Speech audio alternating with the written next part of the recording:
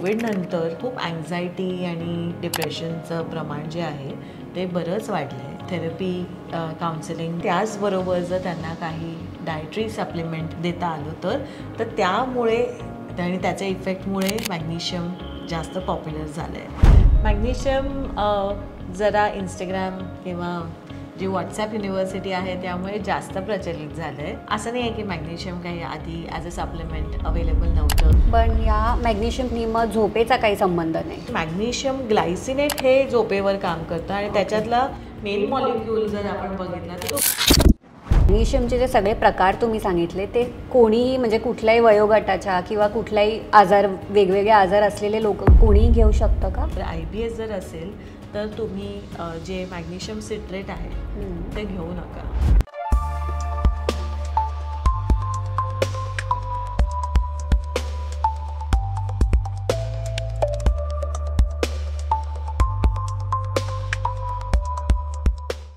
Vitamin D, omega 3, B12, calcium supplements याच्याबद्दल तर सगळेच बोलतात. सध्या मॅग्नेशियम सप्लिमेंट्सबद्दल पण खूप ऐकण्यात आलं आहे. तर ते काय आहे आणि का म्हणजे एवढं सगळं त्याच्याबद्दल बोलतात? मॅग्नेशियम जरा इंस्टाग्राम किंवा जी व्हॉट्सॲप युनिव्हर्सिटी आहे त्यामुळे जास्त प्रचलित झालं आहे. असं नाही आहे की मॅग्नेशियम काही आधी ॲज अ सप्लिमेंट अवेलेबल नव्हतं किंवा प्रिस्क्राईब नव्हते करत. पण झालं आहे असं की कोविड नंतर आपल्या म्हणजे ग्लोबली खूप अँझायटी आणि डिप्रेशनचं प्रमाण जे आहे ते बरंच वाढलं आहे. आणि त्याच्यात खूप वेळा लोकांना जनरल अँझायटी डिसऑर्डर जे असतं की म्हणजे अगदीच खूप मेडिकेशन घ्यायला लागेल एवढं नाही. थेरपी, काउन्सिलिंगनी पण ज्याला मॅनेज करता येतं असं. पण त्याचबरोबर जर त्यांना काही डायटरी सप्लिमेंट जर देता आलं तर त्यामुळे आणि त्याच्या इफेक्टमुळे मॅग्नेशियम जास्त पॉप्युलर झालं आहे. सगळ्यात जास्त पॉप्युलर मॅग्नेशियमचं सप्लिमेंट, बरं ह्याच्यात पण कारण प्रकार असतात, सगळे मॅग्नेशियम सारखे असं नसतं. तर मॅग्नेशियमचे जे सप्लिमेंट्स असतात त्याच्यात पण वेगवेगळे प्रकार आहेत.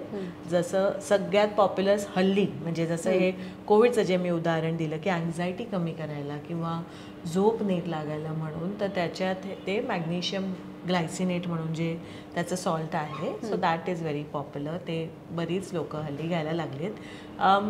मेनोपॉज वगैरे असेल तर त्या बायकांमध्ये पण किंवा पेरिमेनोपॉझल त्रास असेल तर त्यांच्यातही ते जास्त पॉप्युलर आहे. तर ते का कसं ते मी सांगते नंतर. पण मॅग्नेशियम ग्लायसिनेट मोस्ट कॉमन आहे. मॅग्नेशियम ग्लायसिनेटचं जे ॲप्लिकेशन्स आहेत ते म्हणजे की जसं तुम्हाला झोप लागत नसेल जे मी म्हटलं, किंवा थोडीशी अँझायटी कमी होऊ शकते त्याच्यानी, किंवा इवन तुम्हाला काहींना असं नुसतंच असं ना अंग दुखत असतं थोडंसं, तर त्याच्यात पण त्यांनी जर मॅग्नेशियम ग्लायसिनेट घेतलं किंवा पाय वळतात, बाकी सगळं आपण केलं की प्रोटीन खातोय किंवा फायबर वगैरे सगळं ऑन पॉईंट आहे, पण तरीसुद्धा काहीतरी अशी खुटखुट लागून राहिली असं, तर तसं जेव्हा होत असतं तेव्हा मॅग्नेशियम ग्लायसिनेट घेऊ शकतो आपण आणि त्यांनी पण बरं वाटू शकतं. 100% बरं वाटेलच अशातलं हे नाही आहे. आणि ऑफकोर्स लाईक एनी सप्लिमेंट हे तुम्ही परस्पर स्वतःच काहीतरी आपलं असं घ्यायला लागलो, मल्टीव्हिटॅमिन्स तर असं अशा प्रकारात घेतलं नाही पाहिजे, कारण त्याचे तुमचे बाकी जी औषधं आहेत त्याच्याबरोबर इंटरॅक्शन्स होऊ शकतात. पण that is the common application of magnesium glycinate. अजून एक असतं की ज्याच्यात तुम्ही सिट्रेट म्हणून एक येतात, की ऐकलं असशील जर की कधी आता US मध्ये हे जास्त प्रचलित आहे. आपल्याकडे सहसा म्हणजे जर कोणाला कॉन्स्टिपेशन आहे, बद्धकोष्ठ जर असेल तर त्यांना युजली सायलियम हस्क किंवा स्टूल सॉफ्टनर्स दिले जातात वेगळे, आणि त्याच्यातनं मग म्हणजे तो त्यांचा कॉन्स्टिपेशनचा त्रास कमी केला जातो. पण मॅग्नेशियम सिट्रेट जे आहे ते घेतल्यामुळे सुद्धा जर कॉन्स्टिपेशन असेल तर ते सुद्धा क्लिअर व्हायला मदत होते. त्याचा लॅक्झेटिव्ह इफेक्ट असतो मॅग्नेशियम सिट्रेटचा.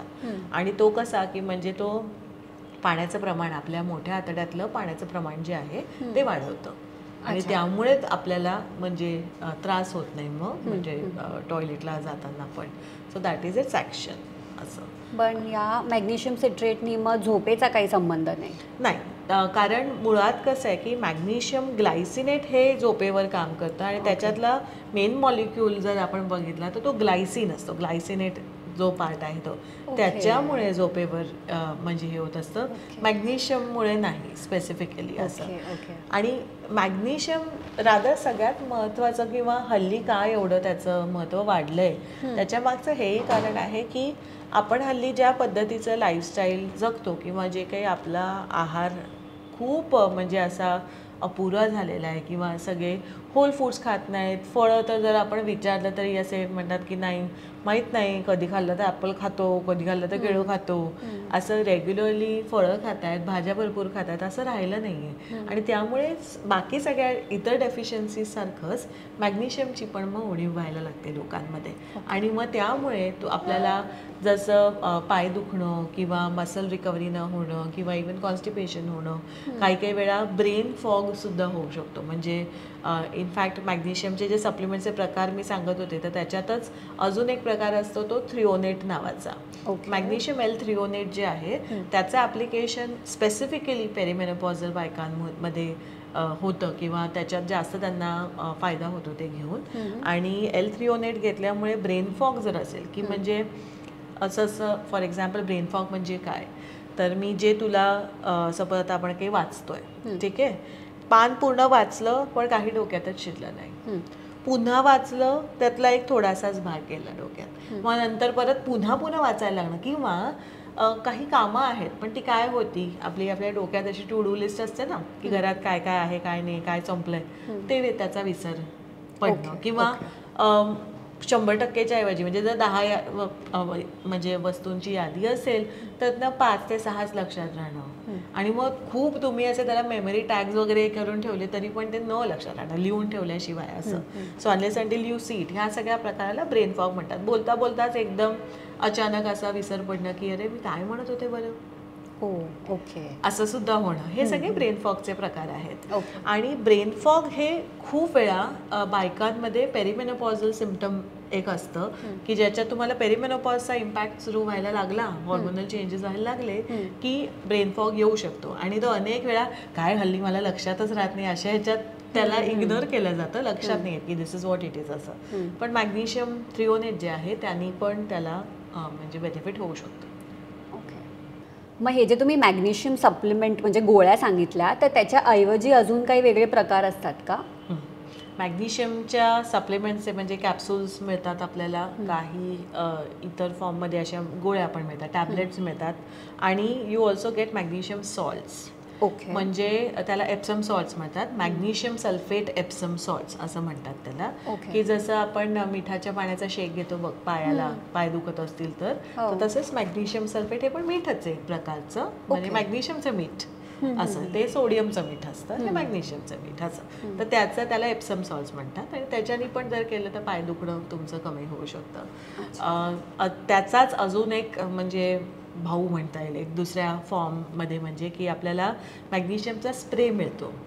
हा स्पोर्ट्स कम्युनिटीमध्ये एस्पेशली जे marathon long distance marathon runners असतात त्यांच्यात खूप पॉप्युलर आहे. कारण आपल्याला जसं लॉंग डिस्टन्स रेस मॅरेथॉन पळता पाय दुखायला लागले किंवा क्रॅम्प्स जर यायला लागले, मसल फटीग खूप व्हायला लागलं की मग तेव्हा मॅग्नेशियम सल्फेटचा स्प्रे असतो वॉटर सोल्युबल, तो वरनं हे केला की थोडा आपल्या स्किन थ्रू पण ॲब्झॉर्ब होऊ शकतो तो, तर म्हणून तसाही स्प्रे करतात. आणि अजून एक प्रकार म्हणजे हल्ली आता लोशन पण मिळायला लागलेत, ते आता आपल्याला ॲमेझॉन वगैरेवर मिळतात मॅग्नेशियमची लोशन. तर जर एस्पेशली सिनियर सिटिझन्सना की म्हणजे ज्यांना बाकी सगळं ठीक आहे, तब्येत व्यवस्थित आहे पण थोडंसं कंबर दुखते, पाठ दुखते, असं जे होत असतं की अगदी उठता येत नाही असं नाही पण थोडंसं जे दुखणं आहे तर त्यांना हे मॅग्नेशियम लोशन लावून, किंवा पोटऱ्या दुखतात बघ तर आता काफ मसल्स जेव्हा दुखतात म्हणजे पोटऱ्या जेव्हा दुखतात तेव्हा सगळ्यात महत्त्वाचं आहे की तुम्ही तुमचं प्रोटीन इंटेक वाढवा म्हणजे ते दुखणं कमी होईल. पण त्याच जोडीनं आपण हे असे मॅग्नेशियमचे जे लोशन असतात ते सुद्धा लावू शकतो, तर त्यांनी बेनिफिट होतो.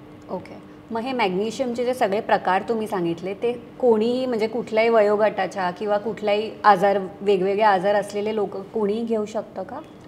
कसं आहे ना, मॅग्नेशियमचे जे सप्लिमेंट्स असतात जसं ग्लायसिनेट फॉर एक्झाम्पल, ग्लायसिनेट हे जर तुम्ही कुठल्या प्रकारची झोपेची गोळी किंवा अँटी डिप्रेसंट्स अँटी अँझायटी मेडिकेशनवर जर असाल तर त्याच्याबरोबर ते इंटरॅक्ट होऊ शकतं मॅग्नेशियम ग्लायसिनेट जे असतं. त्यामुळे त्याचं टायमिंग दोन्हीचं किंवा त्याच्यातली गॅप ठेवणं महत्त्वाचं असतं. आणि हे तुमचे क्लिनिकल न्यूट्रिशनिस्ट तुम्हाला सांगू शकेल. ऑफकोर्स डॉक्टरसुद्धा तुमचे ज्यांनी प्रिस्क्रिप्शन दिलं आहे, you need to check with them before you take that supplementation. Similarly magnesium glycinate usually आम्ही लहान मुलांना कधीच प्रिस्क्राईब करत नाही.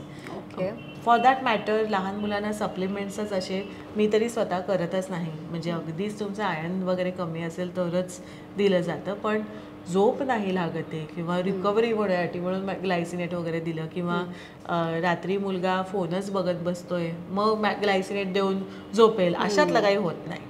ओके. पण मग ते जे तुम्ही लोशन सांगितलं पाय दुखतात किंवा अशासाठी, मग असं छोट्या मुलांचे, कारण खूप वेळेस पाय दुखतात असं मी ऐकलंय, तर मग तेव्हा लावलेलं चालेल का? बघ, लहान मुलाचे म्हणजे एस्पेशली 6-7 वर्षाच्या खालच्या वयोगटातली जी, म्हणजे त्याहून लहान जी मुलं आहेत त्यांचे जर पाय दुखत असतील तर मग त्यांना 100% प्रोटीन डेफिशियन्सी आहे, ते नीट खात नाही आहेत. ओके. ओके. आणि मग तुम्ही प्रोटीन डेफिशियन्सी जेव्हा त्यांची मीट करायला लागता, किंवा म्हणजे तुम्ही त्यांना व्यवस्थित जेव्हा प्रोटीन द्यायला लागता, तर बऱ्याच प्रोटीन रिच पदार्थांमध्ये पण ऑलरेडी मॅग्नेशियम आहेच. ओके. म्हणजे त्यामुळे तुम्हाला वेगळ्याने त्यांना सुद्धा म्हणजे लोशन वगैरे काही आय वुड नॉट रेकमेंड लहान मुलांना.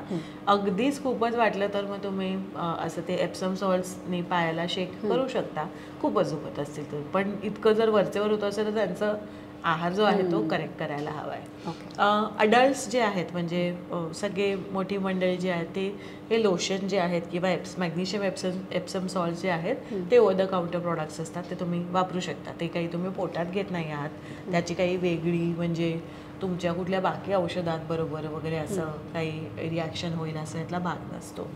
तुम्हाला जर IBS असेल, IBSचे पण बरेच पेशंट्स आहेत आपल्या, सगळे व्ह्युअर्समध्ये पण आहेत, तर IBS जर असेल तर तुम्ही जे मॅग्नेशियम सिट्रेट आहे ते घेऊ नका. ओके. ओके. कारण मॅग्नेशियम, कारण IBSमध्ये एक तर मुळात काय आहे ना, आपल्याला तुमच्या पूपचं टाईप जे आहे म्हणजे ते स्टूल टाईपवरनं खूप ठरतं तुमचं गट हेल्थ काय आहे ते. आणि त्याच्यात अनसुपरवाइज जर म्हणजे आता मला कॉन्स्टिपेशन आहे म्हणून मी जाऊन आपलं रँडमली काहीतरी मॅग्नेशियम सिट्रेट घ्यायला लागले तर त्याने मला त्रास होऊ शकतो. Okay. So that needs to be done under supervision only. Okay. अजून एक लक्षात ठेवायचं म्हणजे की मॅग्नेशियम ग्लायसिनेटबद्दल, की आता मी म्हटलं की तुम्हाला पेरिमेनोपॉज असेल तर किंवा रात्री झोप नसेल लागत जरा, तर मग तुम्ही घेऊ शकता मॅग्नेशियम ग्लायसिनेट. पण तसं जर तुम्ही गोळी घेणार असाल आणि मग त्यानंतर तुम्ही फोनवर किंवा अगदीच आमचा पॉडकास्ट का बघत नसाल पण रात्री जर डूम स्क्रोलिंग करत बसणार असाल किंवा तुम्ही फोनच बघताय तर मग it's not going to help. म्हणजे तुम्हाला झोपेची जी शिस्त आहे ती पाळलीच पाहिजे त्यासाठी. म्हणजे ते घेऊन मग मी फोन बघत असेल तरी पण मला झोप लागेल असं नाही. So you have to make sure that is happening. कधी कधी काही जण जसं अमेरिकेतले जे मॅग्नेशियमचे सप्लिमेंट्स आता आपण बघतो तर त्याच्यात ते सगळे ना खूप हाय डोस असतात. So magnesium glycinate in the US तिथलं जे आहे त्याचा डोस खूप हाय असल्यामुळे मग लोकांना खूप जास्त सकाळी उठल्यावर पण असं ड्राउझी असं वाटत राहतं. तर त्यामुळे तसं जर होत असेल तर मग तुमचा डोस खूप जास्त मोठा आहे. It should not be making you drowsy after the supplementation. सकाळी उठल्यावर मॅग्नेशियम ग्लायसिनेटचा सपोर्ट जर घेताय आणि अर्थात बाकी तुमचं खाणं तुमचं व्यायाम वगैरे सगळं व्यवस्थित असलाच पाहिजे. आणि त्या असो मॅग्नेशियम ग्लायसिनेट हे एक एक्स्ट्रा आहे, नॉट द फर्स्ट थिंग. असं की मला झोप लागत नाही म्हटलं मी मॅग्नेशियम ग्लायसिनेट घेते आणि मग मी जेवतच नाही किंवा मी रात्रभर नुसतं म्हणजे काहीतरी खूपच एंगेजिंग काही करत बसले किंवा कॉफीच पिते असं करून चालत नाही. सो त्याची मूळ शिस्त तुम्ही ती पाळायलाच लागते. पण मॅग्नेशियम ग्लायसिनेटचा सपोर्ट घेऊन म्हणजे थोडं जर एक तुम्ही स्मॉल डोस घेतला तर सकाळी उठल्यावर तुम्हाला फ्रेश वाटलं पाहिजे. आणि व्यायाम वगैरे करत असाल तर रिकव्हरीत पण मदत होते तुमची, की म्हणजे तुम्हाला तेवढंच सकाळी उठल्यावर जसं पुन्हा जिमला जायचं आहे तर तितकं मसल रिलॅक्स होतात तुमचे आणि तुम्हाला झोप नीट लागते तेव्हा शांत असं. म्हणजे मग डायबिटीज किंवा थायरॉइड याच्याशी म्हणजे हे असलं तरी घेऊ शकता तुम्ही, असं काही प्रॉब्लेम घेऊ शकता पण under prescription and observation only. कारण काही थायरॉइडचे मेडिकेशन्स बरोबर पण इंटरॅक्शन होते. ऑफकोर्स थायरॉइडचे मोस्ट मेडिकेशन्स जे असतात हायपोथायरॉइडिझम ते तुम्ही सकाळी घेत असता. मॅग्नेशियम युजली तुम्ही सेकंड हाफमध्ये घेतात म्हणजे depending on what application you have असं. जसं थ्रिओनेटचं सांगितलं, थ्रिओनेट जर असेल तर ते फर्स्ट हाफमध्ये घेतात मॅग्नेशियम थ्रिओनेट. अजून एक प्रकार आहे मॅलेट म्हणून, मॅग्नेशियम मॅलेट.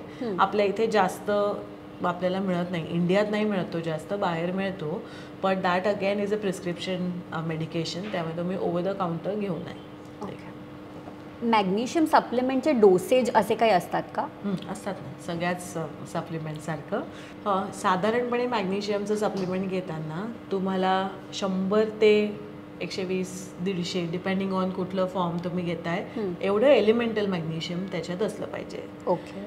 त्याहून खूप जास्त घेऊन पण काही बेनिफिट नसतो, आणि एकदम कमी घेतलं तर तुम्ही ज्यासाठी मॅग्नेशियम घेताय, म्हणजे बिलो 100 जर असेल तुमचं एलिमेंटल मॅग्नेशियम, तर मग त्यांनी ज्यासाठी घेताय मग त्याचा इम्पॅक्ट तुम्हाला दिसणार नाही असं. पण that is how it goes. Glycinate वगैरे जर घेत असाल, magnesium glycinate, because it's very popular सध्या, तर साधारण 500चा मॅग्नेशियम ग्लायसिनेटचा डोसेज असेल तर that is enough for most people.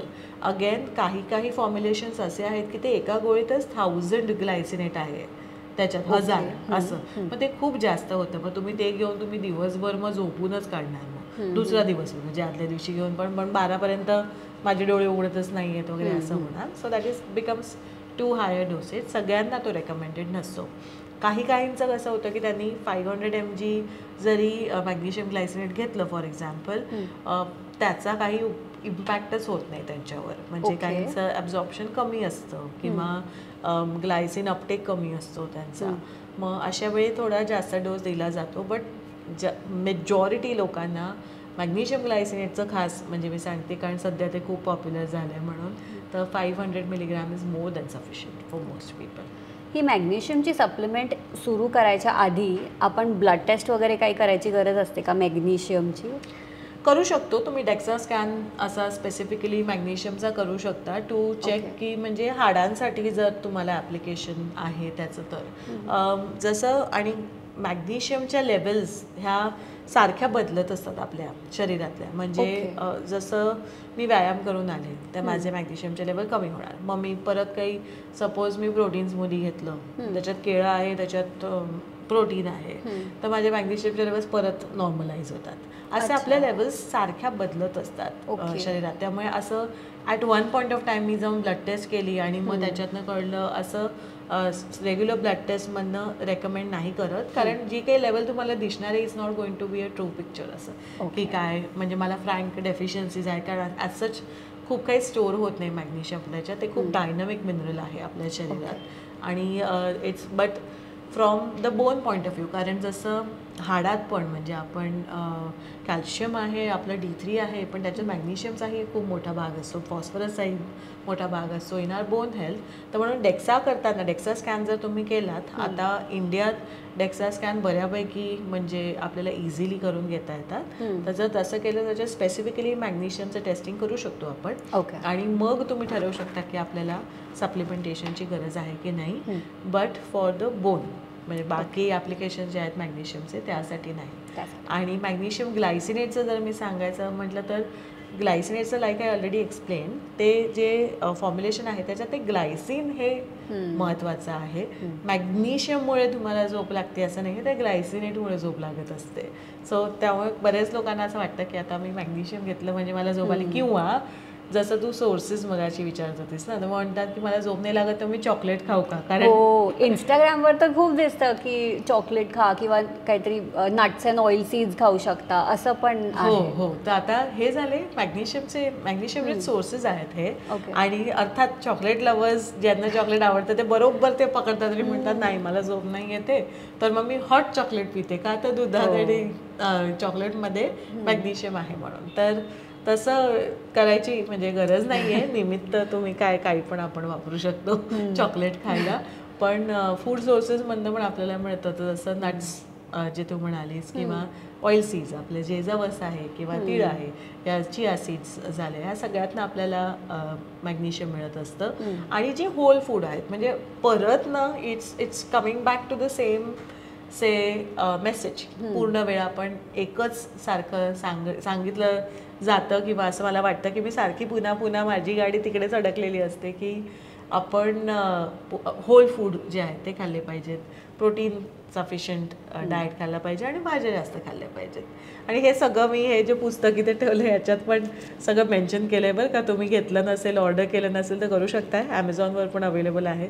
अर्थात आता मी पुस्तक लिहिलं आहे म्हणजे मी तुम्हाला सांगणारच ते घ्यायला विकत, पण सगळी माहिती पण त्याच्यात भरपूर तुम्हाला मिळेल. सो होल फूड्स, भाज्या, ओके, नट्स, सीड्स आणि all the foods that have protein in them, तर त्या सगळ्यात आपल्याला मॅग्नेशियम मिळत असतं. ओके. आता शेवटचा प्रश्न, हे सप्लिमेंट्स घेताना काही काळजी घ्यावी लागते का? बघ, जसं मी म्हटलं, मॅग्नेशियम ग्लायसिनेट स्पेसिफिकली त्याचे इंटरॅक्शन्स आहेत विथ अदर मेडिकेशन जे आहेत त्याच्याबद्दल, तर तुम्ही ते घेऊ नये. म्हणजे औषधाबरोबर घेऊ नका. ओके. काही लोक काय करतात की आता ठीक आहे रात्री घ्यायचं आहे म्हटल्यावर मग जेवणानंतर मी मॅग्नेशियम ग्लायसिनेट घेऊन टाकलं आणि मग नंतर 2 तास टी व्ही बघत बसले आणि मग आम्ही त्याला परत येऊन सांगितलं की तू म्हणाली मॅग्नेशियम ग्लायसिनेट, काही झोप नाही लागली मला त्याच्यानी. That's not how you take it. Magnesium glycinate हे जे झोपेच्या आधी घ्यायचं असतं. ओके. सो त्याने मग तुम्हाला झोपेत म्हणजे बेनिफिट होऊ शकतो. जे सिट्रेट वगैरे घेत आहे तर त्याचं कधी तुम्ही घेणार आहे हे ठरतं की तुम्हाला कशासाठी तुम्ही घेताय. म्हणूनच म्हणजे म्हणते की हे सिट्रेट, मॅलेट, थ्रिओनेट हे जे आहेत प्रकार ते असे रँडमली तुम्ही घ्यायला लागू नका. आणि ग्लायसिनेट जे आहे, मॅग्नेशियम ग्लायसिनेट, पण तुमची इतर काही औषधं असतील तर त्याच्याबरोबर नका घेऊ. एक असा साधा नियम जरी ठेवला की एक 1-1.5 तासाचा गॅप तरी ठेवाच बिटवीन द मेडिकेशन्स, असं की मग चालू शकतं. मॅग्नेशियम सप्लिमेंट हे फक्त सप्लिमेंट आहे, त्याच्यासोबत तुम्हाला चांगला आहार हे घेणं गरजेचंच आहे. 100%. तर आशा आहे की तुमच्या सगळ्या प्रश्नांची उत्तरं तुम्हाला मिळाली आहेत. आणि अजून काही प्रश्न असतील तर आम्हाला tassamarathi@gmail.com किंवा खाली कमेंट्समध्ये नक्की लिहून पाठवा. आणि 1 वर्षाच्या वर झाल्या आम्ही हा पॉडकास्ट करतोय. तुमच्यापैकी लाखो लोक हा पॉडकास्ट बघतायत, पण तरी अजून सगळ्यांनी सबस्क्राईब केलं नाही आहे. असं का बरं? चला पटकन सबस्क्राईब करा भाऊ आणि सगळ्यांपर्यंत शेअर करायचं पण विसरू नका.